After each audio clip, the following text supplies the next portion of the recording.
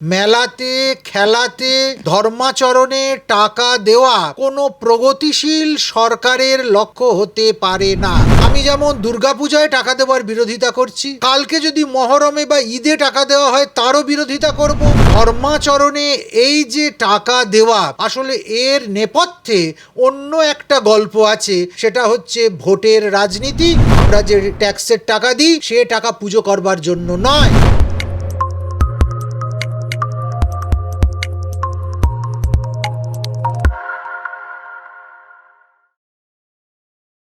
মাননীয় মুখ্যমন্ত্রী মমতা বন্দ্যোপাধ্যায় আগের দিন পুজো কমিটির মিটিংয়ে বলেছেন, পুজোর যে অনুদান সেটা নাকি 70,000 টাকা থেকে বেড়ে 85,000 টাকা এই বছর তিনি করে দিয়েছেন।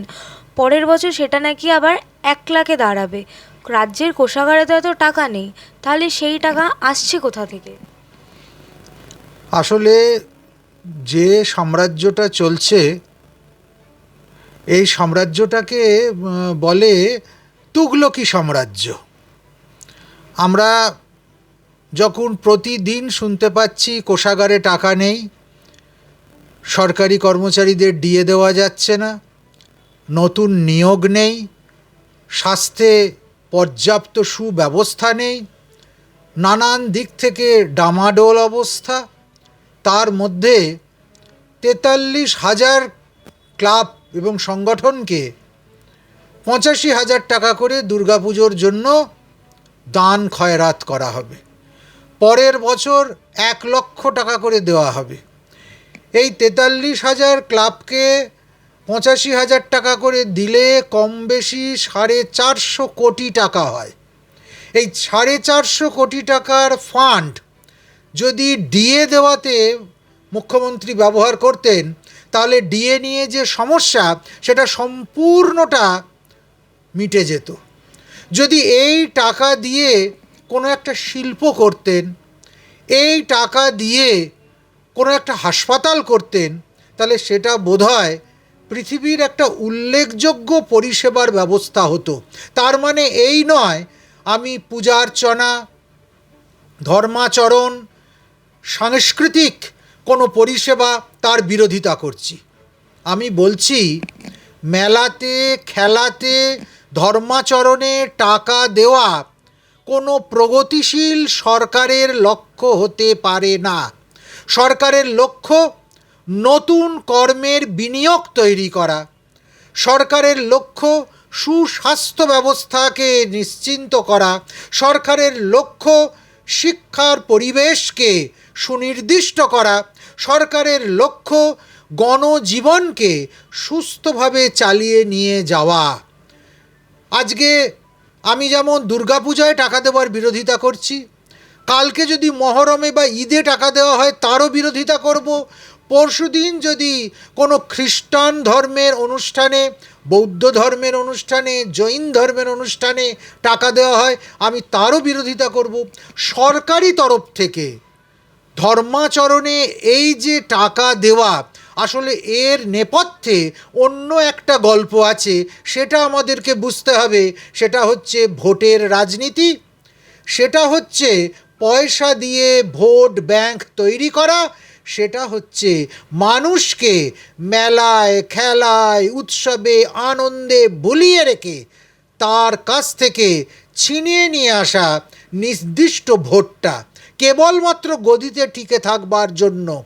যে রাজ্যে প্রতিদিন নতুন নতুন করে দুর্নীতি হয়, যে রাজ্যে শিক্ষামন্ত্রীকে জেলে পচতে হয়, যেখানে বালি চুরি যায়, স্টোনচিপ চুরি যায়, জমি চুরি যায়, প্রমোটার রাজ হয়, শিক্ষা চুরি যায়, যে রাজ্যে পয়সার বিনিময়ে চাকরি পেতে হয়, সেই চাকরি আবার চলে গিয়ে সর্বস্ব নিঃস্ব হয়ে যুব সমাজ দিশাহারা হয়ে ঘুরে বেড়ায়, যে রাজ্যে প্রতি মুহূর্তে মানুষের হাহাকার শোনা যায়, যে রাজ্যে সন্দেশখালি হয়, যে রাজ্যে আড়িয়াদহের মতো জায়গায় নিয়ে গিয়ে খাপ পঞ্চায়েতে পিটিয়ে মহিলাদেরকে আধমরা করে দেওয়া হয়, লজ্জা করে না?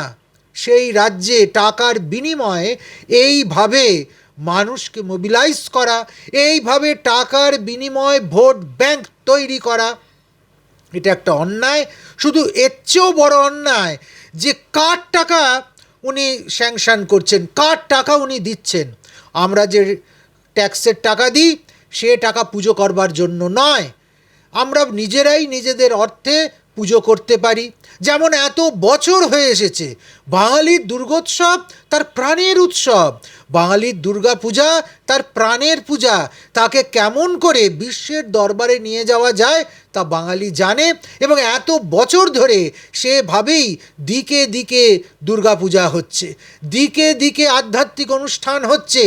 তার জন্য সরকারি অনুদানের প্রয়োজন নেই। এক একটা পুজোর বাজেট আপনারা দেখবেন সেখানে কয়েক লক্ষ টাকা, কোটি টাকা ছাড়িয়ে যাচ্ছে। সেখানে কেবলমাত্র সামান্য কিছু টাকা দিয়ে সেই সমস্ত পুজোগুলোকে আসলে কিনে নেবার চেষ্টা। সেখানে নির্দিষ্ট ক্যাসেট আসবে, সেখানে বিভিন্ন শ্রী বাজতে থাকবে, লোক ঢুকতে বেরোতে বিশেষ কারোর ছবি দেখবে, দেখে উদ্বুদ্ধ হবে। এইভাবে কিন্তু হিন্দু মন, হিন্দু মানসিকতা তাকে প্রতিপন্ন করা যায় না। এইভাবে বাঙালিকে কিনতে চাওয়ার প্রচেষ্টা আসলে বাঙালির সর্বনাশ, বাঙালির সাংস্কৃতিক সর্বনাশ, বাঙালির আধ্যাত্মিক সর্বনাশ, তারই নামান্তর। এই জন্য তার প্রতিবাদ করতেই হবে। শুধু তাই নয়, উনি বলেছেন যে থিম যেটা, যে পূজার যেটা থিম সেটা আগাম জানাতে হবে পুলিশকে। কেন কেন জানাতে হবে? থিম আমি জানাবো কেন? কিসের জন্য জানাবো? থিম জানবার অধিকার পুলিশের আছে কি? যদি কেউ এমন বলেন আমি সন্দেশখালি করব, কেউ যদি বলেন আমি বালি চুরির থিম করব, কেউ যদি বলে আমি চাকরি চুরির থিম করব, কেউ যদি বলে আমি ধর্নার থিম করব, সেটা পুলিশ পাস করবে তো? সেই গ্যারেন্টি উনি দিতে পারছেন তো? আসলে চলছে এখানে সাংস্কৃতিক ফ্যাসিজম। সাংস্কৃতিকভাবে, ধর্মীয়ভাবে এক নায়কতন্ত্র। সব কিছুকে আমি কন্ট্রোল করব। পরের বার বলবে কি মন্ত্র পড়া হবে, কোন বই দেখে পুজো হবে, কি পুরাণ মতে পুজো হবে, কটায় পুজো শুরু হবে, সব যেমন পুলিশ বলবে, সব যেমন নবান্ন বলবে, সব যেমন মাননীয়া বলবে, সেই অনুযায়ী করতে হবে। আসলে আমি তো সব জানি, আমি সব জানতা, আমি সুন্দর করে ভুল চণ্ডীপাঠ করতে পারি, আমি সুন্দর করে ভুল সরস্বতী পূজার মন্ত্র পড়তে পারি, অতএব আমি যা খুশি তাই করতে পারি। আমি ধর্ম নিয়ে, রাজনীতি নিয়ে, অর্থনীতি নিয়ে, সমাজনীতি নিয়ে কেবলমাত্র আমার সিংহাসনে বসবার ওই অধিকারটুকুকে সামনে এনে আমি যা মন যায় তাই করতে পারি।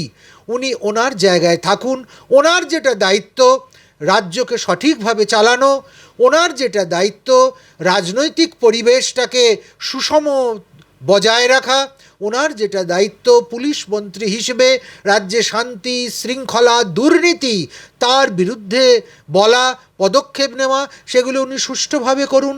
ধর্মের আঙিনায় এইভাবে রাজনৈতিক অভিসন্ধি নিয়ে বারবার নাক গলিয়ে দেওয়া এবং ধর্মকে রাজনীতির সঙ্গে গুলিয়ে দিয়ে নানানভাবে তাকে ভ্রষ্ট করে দেওয়া, এই খেলা থেকে উনি বিরত হন।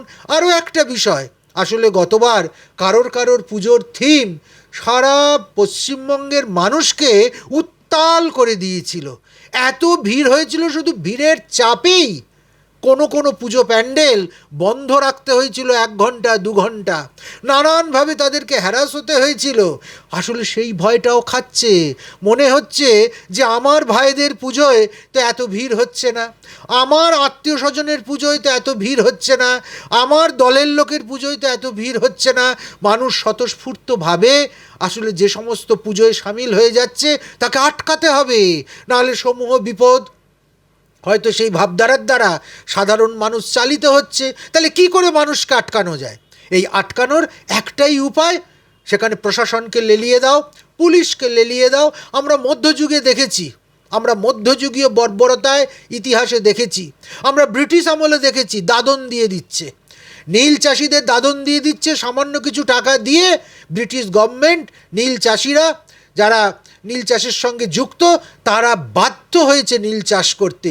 একরের পর একর জমি নীল চাষ করবার দরুন সেগুলো বাঞ্জারা হয়ে গেছে, সেগুলো অন্য চাষের অনুপযুক্ত হয়ে গেছে, সেখানে আর ধান এবং অন্যান্য ফসল ফলানো যায়নি, কিন্তু তারা বাধ্য, তাদের জোর করে দাদন দেওয়া হয়েছে। এও খানিকটা সেই রকম। আমি একটা টাকার মোহ দিয়ে দিলাম, আমি একটা টাকার মায়া দিয়ে দিলাম, আমি সামান্য কিছু ছড়িয়ে দিলাম এবং তারপর পুরো কন্ট্রোল করে নিলাম সেই ক্লাবকে, সেই সংগঠনকে, সেই উৎসবকে। এ চলতে পারে না। ধর্মকে ধর্মের জায়গায় থাকতে দিলে বাঙালির যে প্রাণের উৎসব, যে হৃদয়ের উৎসব, এত মহত্বপূর্ণ, যা ওয়ার্ল্ড হেরিটেজ হয়ে গেছে, তাকে নিয়ে এই হীন রাজনীতি এ কখনোই সহ্য করা যায় না। আমরা এর বিরুদ্ধে প্রতিবাদ করছি। যদি পুজো কমিটিগুলো নিজেরা এগিয়ে আসে যে আমাদের ওই ভিক্ষার দানের দরকার নেই, ভিক্ষা ছাড়াই আমরা আমাদের যোগ্যতায়, আমাদের সামর্থ্যে আমাদের মাকে আমরা পূজা করব, তাহলে মনে হয় সেটা সঠিক হয়। তাহলে কি মানে আপনি যেটা বললেন, তাহলে কি পুরোটাই মুখ্যমন্ত্রী মমতা বন্দ্যোপাধ্যায় করছেন তার পাবলিসিটি এবং তার ভোট ব্যাংক ভরানোর জন্য? একদম তাই। আসলে ওই 85,000 টাকা কিংবা পরের বছরের 1,00,000 টাকা, ওটা হচ্ছে নিজের বিজ্ঞাপন।